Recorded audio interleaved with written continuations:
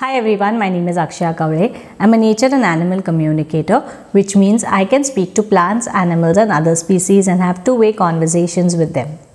Animal communication is an extremely personal practice. What may work for you may not work for me and vice versa. However, it is important to remember that every individual has a unique way of communication and there is absolutely no right or wrong. As long as we are respectful of the animal, we respect their boundaries and we are polite, it is alright to use any way that helps you communicate with animals. For example, my way of communication is making it as casual as possible.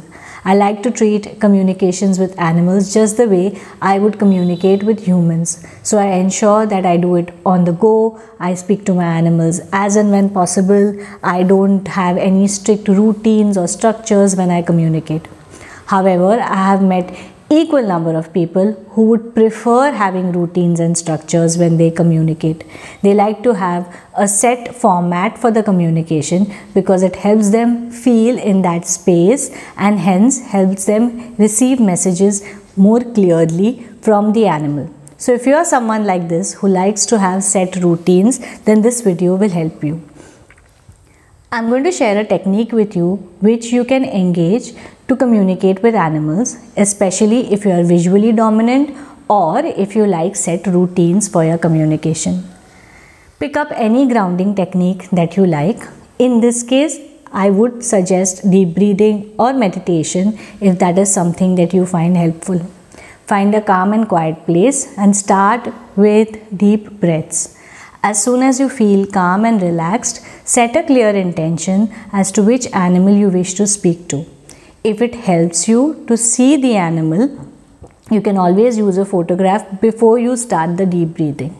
So you look at the photo, close your eyes, take a few deep breaths. Once you feel calm and relaxed, set a clear intention that you wish to communicate with this animal. Then start imagining the animal around you. You can choose the location of the communication as you wish. It could be a beautiful garden, it could be in the forest, it could be your own house. It absolutely does not matter. Whichever place you find yourself to be comfortable, you create that space, visualize it. If you are not able to visualize, you can feel it and then invite the animal into your space. As the animal enters, you can feel the energy of the animal, you can see the personality of the animal, you can see their body language, their gestures, and that will give you a sense of their personality and their overall energy. As you get comfortable with each other, then you can actually start asking questions. I would recommend that in the beginning, ask basic questions starting from their personality, their likes, their dislikes, their routine, their relationship with their human, their health, etc. Things that are not very stressful to ask, but also will give you enough information so that the human can give you feedback. Take your time to ask these questions. You don't need to ask all of this in one go. If you're comfortable, just begin with a couple or even just one would be absolutely fine. Ask the question and then imagine the animal replying to you. So it could be the animal actually speaking out loud. It could be something that you're sensing, you're feeling. It could be something that you visualize through that conversation. Whatever works for you, let it just flow freely. Don't try to have a set thing that, okay, this is how I'm going to receive it. Because if it doesn't come to you like that, you will feel like you're blocked. Once you have gotten your answers, thank the animal, imagine saying bye to the animal and then slowly and steadily come out of that space that you have created, continue taking deep breaths and then come out of your communication space. Make a note of everything that you have received. If it's someone else's animal, share that information and ask for feedback.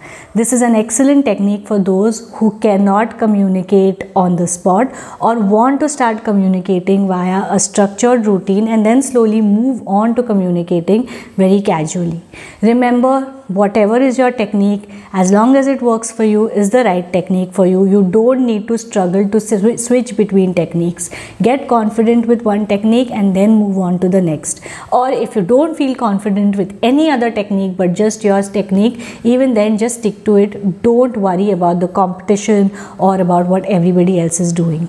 Ensure that you embrace your animal communication as your personal practice because that's the only way to get better at it. I hope you enjoyed watching this video and found it helpful. If you did, mention it in the comment section below what your experience was, or if there are any other techniques you utilize while communicating with animals. Until the next video, bye-bye.